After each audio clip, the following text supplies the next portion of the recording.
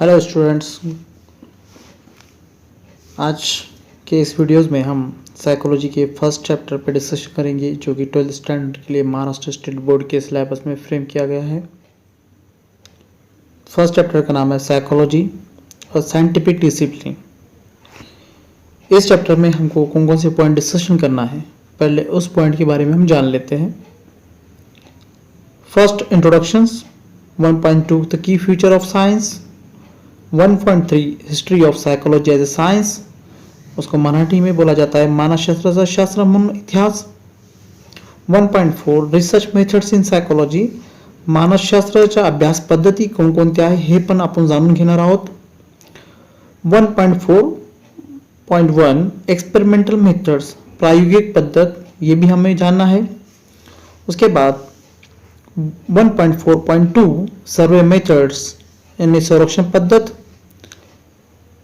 1.4.3 observation methods यानी निरीक्षण पद्धत। 1.4.4 केस स्टडी मेथड्स यानी उड़ते इतिहास पद्धत। 1.4.5 कोरिलेशन स्टडीज।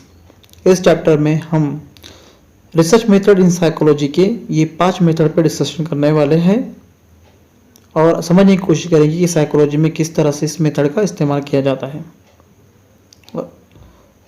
लास्ट में 2.1.5 challenges in establishing psychology as a science, मानसशास्त्र शास्त्र म्हणून उभारणी करताना येणारी आव्हाने, यानी कि साइकोलॉजी के सामने कौन कौन से चैलेंजेस थे एज अ साइंस, वो भी हम डिस्कस करने वाले हैं।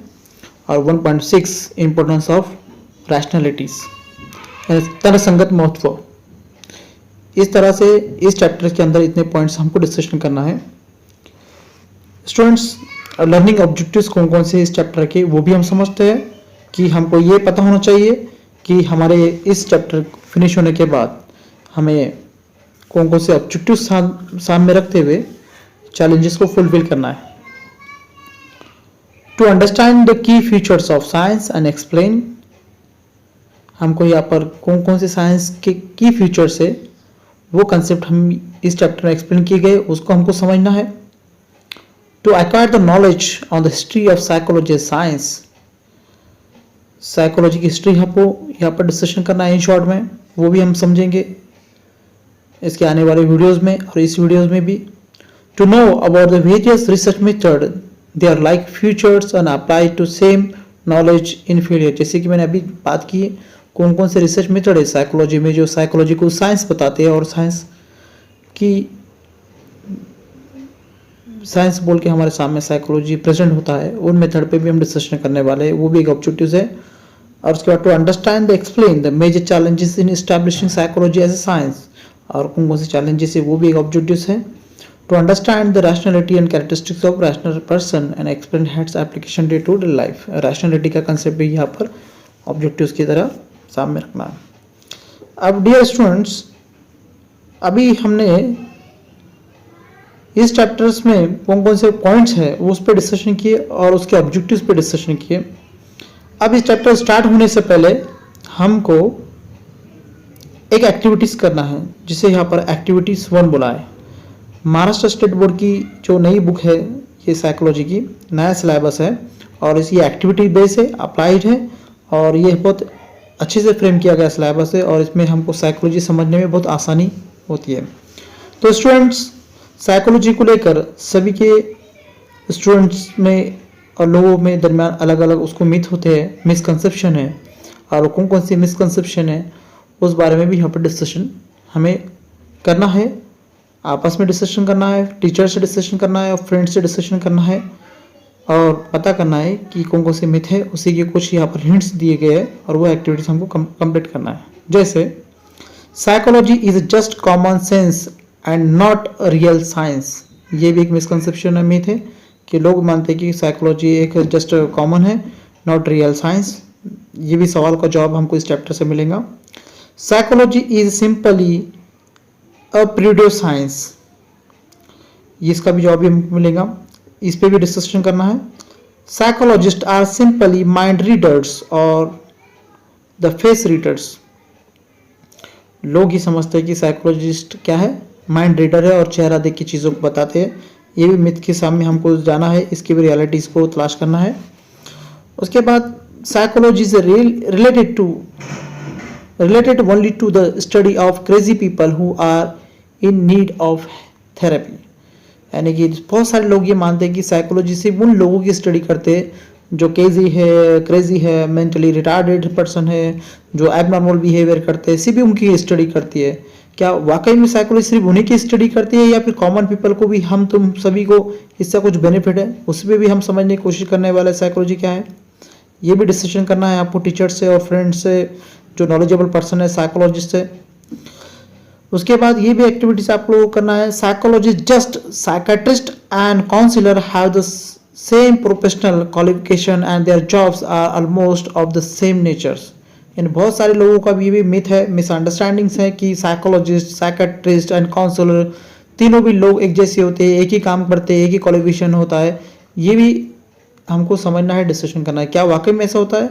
नहीं, जस्ट मैं आपको बताता हूँ कि साइकोलॉजिस्ट वो होता है जो ग्रेजुएशन साइकोलॉजी में करता है, पीजी साइकोलॉजी में करता है, स्पेशलाइजेशन इन साइकोलॉजी में करता है, एमफिल साइकोलॉजी में करता है और पीएचडी साइकोलॉजी में करता है, उसी को साइकोलॉजिस्ट बोला जाता है। इतना ही नहीं करता है बल्कि वो इसके आगे जाकर भी उस फील्ड में एज अ प्रोफेशनल काम करता है, लोगों को उसकी हेल्प होती है, वो काम करता है, उसे साइकोलॉजिस्ट बोला जाता है। साइकेट्रिस्ट किसे बोला जाता है? साइकेट्रिस्ट जो शख्स 11-12 साइंस पढ़ते हुए आगे जाता है, नीट के एग्जाम क्रैक करता है, फिर वो एमबीबीएस करता है, एमबीबीएस के बाद वो एमडी करता है, तो वो साइकेट्रिस्ट कहलाता है। और वो साइकेट्रिस्ट जब ट्रीटमेंट करता है लोगों का, तो वो मेडिसिन का इस्तेमाल करते हुए ट्रीटमेंट करता है। और एज कंपेयर साइकोलॉजिस्ट जो है, मेडिसिन की परमिशन नहीं होती है साइकोलॉजिस्ट को, और उसको मेडिसिन का ज़्यादा नॉलेज नहीं होता है, वो मेडिसिन नहीं दे सकता है। तो ये दोनों अलग अलग फील्ड है, एक ही फील्ड की दो अलग ब्रांच है, ऐसा भी बोल सकते हैं। और तीसरा है काउंसलर। काउंसलर का काम थोड़ा सा अलग होता है। काउंसलर का काम वो होता है जो उसके पास अलग अलग लोग काउंसलिंग के लिए आते हैं, करियर काउंसलिंग के लिए, फैमिली काउंसलिंग के लिए, और वो बिहेवियर का नॉलेज जो शख्स ज़्यादा रखता है, एमए इन काउंसलिंग करता है, डिप्लोमा इन काउंसलिंग करता है, तो वो काउंसलिंग का डिप्लोमा उसके पास होने की वजह से वो जो भी पर्सन नॉर्मल है पर वो छोटी छोटी चीज़ों के लिए प्रॉब्लम फेस करते हैं, स्ट्रेस फेस करते हैं, एंजाइटी फेस करते हैं, उनको यहाँ पर हेल्प करने का काम काउंसलर करता है।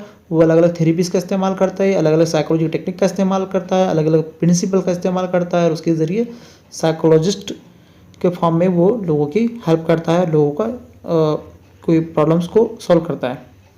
ये होता है, जैसे मैंने एग्जांपल बताया, ये सब चीज़ों का जस्ट पॉइंट नंबर 5 का मैंने आपको एक्सप्लेनेशन किया। उसी तरह से इससे पहले मैंने पॉइंट नंबर 1, 2, 3 एंड 4 पे बताया। ये आपको टीचर से डिस्कशन करके, आपके पेरेंट्स से डिस्कशन करके इसके सजेशन इस पे आपके डाउट्स क्लियर करना है। ये सब डाउट्स हमको 1 बाय 1 जैसे हम साइकोलॉजी पढ़ते जाएंगे, चैप्टर 1, 2, 3, 4, 5, 6, 7, 8, जैसे 8 चैप्टर यहाँ पढ़ दिए हुए, तो इन सभी सवालों के जवाब आपको स्लोली मिलते जाएंगे अगर आप टोटली अच्छे से स्टडी करते हैं तो। नाउ लास्ट वन है, anyone with a degree in psychology can provide counselling to needy person.